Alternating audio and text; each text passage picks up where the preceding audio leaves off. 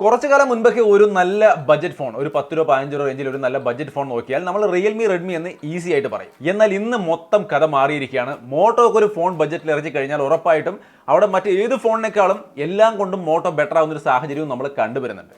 പക്ഷേ ഇത് ചുമ്മാ പറഞ്ഞാൽ പോരല്ലോ, നമുക്ക് വ്യക്തമായിട്ട് മനസ്സിലാവണ്ടേ.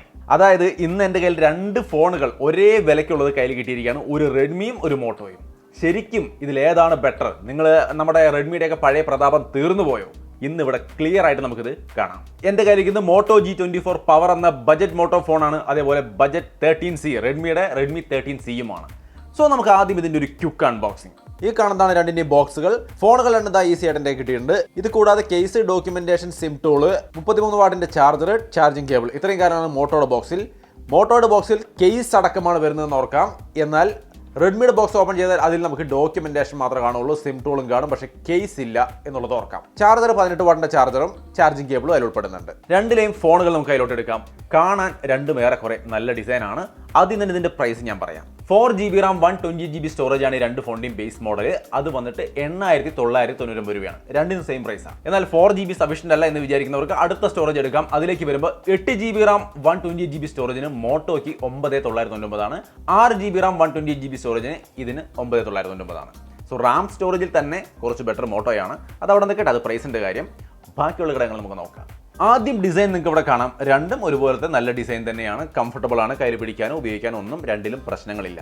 ഒരു പ്രത്യേകതയുള്ളത് മോട്ടോയിൽ നിങ്ങൾക്ക് 6000 mAh ബിഗ്ഗർ ബാറ്ററി ഉണ്ട്. അത് വെച്ചുകൊണ്ടാണ് ഇത് ഇത്ര സ്ലിമ്മും ലൈറ്റ് വെയിറ്റുമായിട്ട് അവർ ഇറക്കിയിരിക്കുന്നത് എന്നുള്ളത് അതിൻ്റെ ഒരു സ്പെഷ്യാലിറ്റിയാണ്. റിയർ ഡിസൈൻ നോക്കിയാൽ ഈ രീതിയിലാണ് കാണുന്നത്. ഫ്രണ്ടിലേക്ക് വന്നു കഴിഞ്ഞാൽ പഞ്ച് ഹോൾ ക്യാമറ സെറ്റപ്പാണ് മോട്ടോ നമുക്ക് ഈ ഒരു പ്രൈസിന് തരുന്നത്. ബട്ട് റെഡ്മിയിൽ നമുക്ക് നോച്ച് ഡിസൈൻ ആണ്. സോ ഡിസൈനിൽ കൂടുതലൊന്നും ഞാൻ പറയുന്നില്ല, കാണാൻ ഇഷ്ടപ്പെട്ട് നിങ്ങൾ എടുക്കുക. രണ്ടിലും താഴെ type C port, speaker grill, microphone. Right സൈഡിൽ ഫിംഗർ പ്രിന്റ് ഇന്റഗ്രേറ്റ് ചെയ്ത് വന്നിരിക്കുന്ന പവർ ബട്ടൺ ഉണ്ട്, വോളിയം ബട്ടൺസും കാണാം. ലെഫ്റ്റ് സൈഡിൽ SIM tray, triple card slot രണ്ടിലും ഒരുപോലെ സപ്പോർട്ട് ചെയ്യുന്നുണ്ട്. മുകളിൽ രണ്ടിലും 3.5mm ജാക്കും കാണാം. സോ അപ്പോൾ ഇങ്ങനെയാണ് ഇതിൻ്റെ ഒരു ഓവർവ്യൂ. ഓവറോൾ ഇഷ്ടമുള്ളത് ചൂസ് ചെയ്യാം. ബാറ്ററി ഡിപ്പാർട്ട്മെന്റ് 6000 mAh ബാറ്ററിയും 33 വാട്ട് ചാർജിങ്ങും മോട്ടോയിലുണ്ട്. ഇതിൽ 5000 mAh ബാറ്ററിയും 18 വാട്ട് ചാർജിങ്ങും. കൂടുതലൊന്നും പറയണ്ടല്ലോ, ക്ലിയർ വിന്നറാണ് മോട്ടോ. അടുത്തത് ഇതിന്റെ OS ആൻഡ്രോയിഡ് വെർഷൻ. ആൻഡ്രോയിഡ് 14ലാണ് മോട്ടോ ഇറങ്ങുന്നത്. 1 വർഷത്തെ ആൻഡ്രോയിഡ് അപ്ഡേറ്റും 2 വർഷത്തെ സെക്യൂരിറ്റി അപ്ഡേറ്റും കമ്പനി ഓഫർ ചെയ്യുന്നുണ്ട്. പോട്ടെ, ഓഫറിംഗ് വിട്ടാൽ തന്നെയും ആൻഡ്രോയിഡ് 14ലാണ്. ഇത് ആൻഡ്രോയിഡ് 13ലാണ്. ഇതിന്റെ ഓഫറിംഗിന്റെ കാര്യമൊന്നും എനിക്കറിയില്ല, അവരുടെ സൈറ്റിൽ എവിടെയും കണ്ടില്ല. ഇനി ക്യാമറയിൽ 50 മെഗാപിക്സലിന്റെ ക്യാമറയാണ് മെയിൻ ക്യാമറ രണ്ടിലും വരുന്നത്. ഫ്രണ്ടിൽ ഈ പ്രൈസിൽ പൊതുവെ 8 മെഗാപിക്സലിന്റെ ക്യാമറയാണ് കാണുക. അതുകൊണ്ട് തന്നെ റെഡ്മിയിൽ 8 മെഗാപിക്സൽ തന്നെയാണ്. ബട്ട് മോട്ടോയിൽ 16 മെഗാപിക്സലിന്റെ സെൽഫി ക്യാമറ കൊടുത്തിരിക്കുന്നു. ബെറ്റർ സ്പെക്ക് തീർച്ചയായിട്ടും മോട്ടോയിലാണ്. പക്ഷേ ക്വാളിറ്റി അല്ലേ നമുക്കറിയേണ്ടത്. ഇതാ ഇവിടെ കാണാം. നോർമൽ മെയിൻ ക്യാമറ ഇമേജുകളാണ് നമ്മൾ ഈ കാണുന്നത്.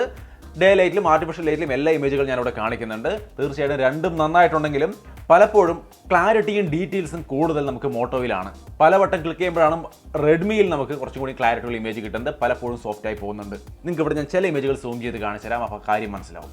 പക്ഷേ കളറുകളും കാര്യങ്ങളും ഭംഗിയും നിങ്ങൾക്ക് ഇഷ്ടപ്പെടുന്നത് ഏതാണെന്ന് നിങ്ങൾ വേണം ചൂസ് ചെയ്യാൻ. അതിനനുസരിച്ച് ചൂസ് ചെയ്യാം. സെൽഫി ക്യാമറയിലേക്ക് വരുമ്പോൾ ഈസി ആയിട്ട് നമുക്ക് മനസ്സിലാവും ബെറ്റർ മോട്ടോ തന്നെയാണ്. കാരണം 16 മെഗാപിക്സലിന്റെ ക്യാമറയുണ്ട്. ബെറ്റർ ക്ലാരിറ്റി നമുക്ക് മോട്ടോയിൽ കിട്ടുന്നുണ്ട്. സൂം ചെയ്ത് ഞാനിവിടെ കാണിക്കുന്നുണ്ട് ചില ഭാഗങ്ങൾ.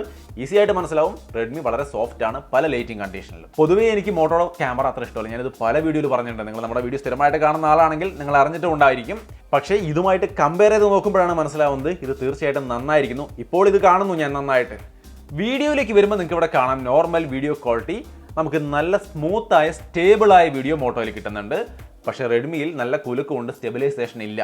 അപ്പോൾ അതൊരു പ്രശ്നമാണ് റെഡ്മിയുടെ. ബട്ട് മോട്ടോ നന്നായി. ബട്ട് ഹ്യൂമൻ സബ്ജക്റ്റിലേക്ക് വരുമ്പോൾ എനിക്ക് റെഡ്മിയാണ് കുറച്ചും കൂടി ഇഷ്ടമായത്. എന്തോ ഒത്തിരി ഷാർപ്നെസ്സും കാര്യങ്ങളൊക്കെ മോട്ടോയിൽ കൂടുതലുണ്ട്. സോ ഇത് പ്രത്യേകം ഒന്ന് ഓർത്ത് വെക്കുക. നിങ്ങൾക്ക് ഇത് ഇഷ്ടമാകുമോ ഇല്ലയോ എന്നുള്ള കാര്യം. നിങ്ങൾക്ക് കൂടുതൽ വീഡിയോ ആണ് പ്രയോറിറ്റി എങ്കിൽ ഒന്ന് ചിന്തിക്കുന്നത് നന്നായിരിക്കും മോട്ടോയുടെ കാര്യത്തിൽ. സെൽഫി ക്യാമറ വീഡിയോയുടെ കാര്യത്തിൽ രണ്ടും ഒരുവിധം നല്ല ക്വാളിറ്റിയാണ്. ബട്ട് ക്ലാരിറ്റിയും ഡീറ്റെയിൽസും കൂടുതൽ നമുക്ക് മോട്ടോയിൽ തന്നെയാണ്. കാരണം ബെറ്റർ ക്യാമറയാണ് അതിനകത്തിരിക്കുന്നത് 16 മെഗാപിക്സലിൻ്റെ. അതിൻ്റെ ഒരു ക്വാളിറ്റി നമുക്ക് ഡേ ലൈറ്റിലും ആർട്ടിഫിഷ്യൽ ലൈറ്റിലും ഒക്കെ കാണാനുണ്ട്. വീഡിയോയിൽ നിങ്ങൾക്ക് ഇവിടെ കാണാം. So better camera setup overall ഫോട്ടോസും വീഡിയോസും എല്ലാം കൂടി നോക്കുമ്പോൾ ഓവറോൾ കൂടുതൽ നന്നായിരിക്കുന്നത് മോട്ടോയിലെയാണ്. സോ ഈ മേഖലയിലും മോട്ടോ തന്നെ ചൂസ് ചെയ്യേണ്ട അവസ്ഥയാണ്. ഇനി ഇതിൻ്റെ മൾട്ടിമീഡിയ എക്സ്പീരിയൻസ് അതിലേതായിരിക്കും ബെറ്റർ ആയിട്ട് വരിക? രണ്ടിലും നല്ല ക്വാളിറ്റി ഡിസ്പ്ലേ ആണ്, പ്രശ്നമൊന്നുമില്ല. ഞാൻ ഔട്ട്ഡോർ ഒക്കെ കൊണ്ടുപോയി ഉപയോഗിച്ച് നോക്കിയതാണ്. വിസിബിലിറ്റി ഒക്കെ ശരാശരി രീതിയിൽ നല്ല ഭംഗിയിൽ തന്നെ കിട്ടുന്നുണ്ട്. പ്രശ്നങ്ങളൊന്നുമില്ല, നല്ലതാണ്. ഒരു പ്രത്യേകത ഇതിനകത്ത് വരുന്നത്, അതായത് ഡുവൽ സ്റ്റീരിയോ സ്പീക്കർ നമുക്ക് മോട്ടോ G24 പവറിലുണ്ട്. ഇതിനകത്ത് സിംഗിൾ സ്പീക്കറാണ്. സൗണ്ട് ടെസ്റ്റ് ഞാൻ ചെറുതായിട്ടൊന്ന് കാണിച്ചു തരാം.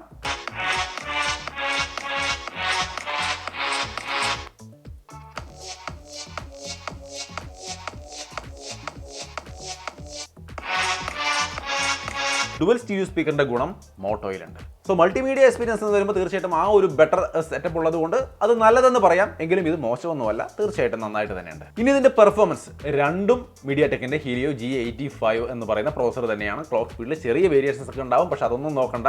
രണ്ടിനും ഏറെക്കുറെ സ്മൂത്ത് ആയ പെർഫോമൻസ് ഉണ്ട്. LPDDR4X RAM ആണ്, eMMC സ്റ്റോറേജ് ആണ്. രണ്ടിലും വേറെ ലാഗും കാര്യങ്ങളൊന്നുമില്ല.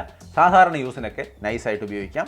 വേണമെങ്കിൽ അത്യാവശ്യം ടെമ്പിൾ റൺ പോലുള്ള ചെറുകിട ഗെയിമുകളും കളിക്കാൻ പറ്റും. പിന്നെ റാം സ്റ്റോറേജിന്റെ ഭാഗത്ത് നമുക്ക് ഇതിലൊക്കെ റാം ബൂസ്റ്റ് ഒക്കെ സപ്പോർട്ട് ചെയ്യുന്നുണ്ട്. സോ നിങ്ങൾക്ക് റാം ഒക്കെ വേണമെങ്കിൽ സ്റ്റോറേജിൽ നേരത്തെ ആഡ് ചെയ്ത് ഉപയോഗിക്കാവുന്നതാണ്. സോ രണ്ട് ഫോണിന്റെ പെർഫോമൻസിൽ എനിക്ക് പരാതി ഒന്നുമില്ല.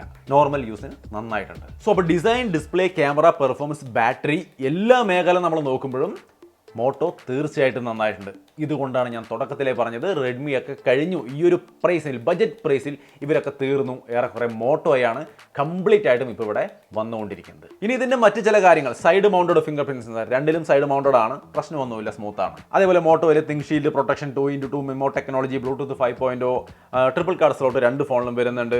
IP52 വാട്ടർ റേറ്റിംഗ് മോട്ടോയിൽ വരുന്നുണ്ട്. ഇതിലൊരു ചെറിയ സ്പ്ലാഷ് റെസിസ്റ്റന്റ് ഒക്കെ അവർ കൊടുത്തിട്ടുണ്ടെന്ന് പറയുന്നു. ഇതിൽ കൃത്യമായിട്ട് റേറ്റിംഗ് കാണിക്കുന്നുണ്ട് IP52. പക്ഷേ രണ്ടായാലും വെള്ളത്തിലൊന്നും കൊണ്ടിടണ്ട, അത് നമുക്കറിയാവുന്ന കാര്യമാണ്. പിന്നെ രണ്ടും 4G ഫോണാണ്. ആ വിലയ്ക്കൊക്കെ 4G ഫോൺ 8,000 രൂപ റേഞ്ചിലൊക്കെ 8,000 രൂപ റേഞ്ചിലൊക്കെ 4G ഫോണുകളാണ് കിട്ടുന്നത്. സോ 4G ആണെന്ന് കൂടി അറിഞ്ഞിരിക്കുക.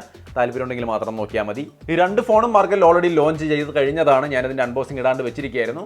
ഇങ്ങനെ ഒരു ചെറിയ കൺഫ്യൂഷൻ ഇടയ്ക്ക് വന്നപ്പോൾ, അല്ലെങ്കിൽ ഇങ്ങനെ ഒരു ഐഡിയ വന്നപ്പോൾ, ഇത് രണ്ടും കമ്പയർ ചെയ്യാവുന്ന ഐഡിയ വന്നപ്പോഴാണ് ഇതിൻ്റെ ഒരു വീഡിയോ ഇപ്പോൾ ചെയ്യുന്നത്. സോ രണ്ടിൻ്റെയും പർച്ചേസ് ലിങ്ക് ഞാൻ ഡിസ്ക്രിപ്ഷനിൽ കൊടുക്കാം. നിങ്ങൾ ചെക്ക് ചെയ്ത് നോക്കുക. നിങ്ങൾക്ക് ഇഷ്ടപ്പെട്ട ഏതാണെന്ന് വെച്ചാൽ അത് പർച്ചേസ് ചെയ്യുക. ലിങ്ക് താഴെയുണ്ട്. ഒപ്പം തന്നെ ഞാൻ ഈ പറഞ്ഞ കാര്യങ്ങൾ ശരിയാണോ, ഈ കമ്പാരിസൺ ശരിയാണോ, നിങ്ങളുടെ അഭിപ്രായങ്ങളും കമൻറ്റായിട്ട് ഷെയർ ചെയ്യുക. ഇനി 5G ഫോണാണ് നിങ്ങൾക്ക് വേണ്ടതെങ്കിൽ കുറച്ചും കൂടി ബഡ്ജറ്റ് കൂട്ടിയിട്ട് 5G ഫോണുകൾ നോക്കി എടുക്കാൻ ശ്രമിക്കുക. പക്ഷേ ഈ പ്രൈസിൽ ഈ രണ്ട് ഫോണുകൾ ഇങ്ങനെയാണ്. സോ അതാണ് നമ്മുടെ ഒരു കമ്പാരിസൺ വീഡിയോ. വീഡിയോ ഇഷ്ടപ്പെട്ടാൽ ലൈക്ക് ചെയ്യാനും ഷെയർ ചെയ്യാനും മറക്കണ്ട. വീണ്ടും ഒരു വീഡിയോയിൽ കാണാം.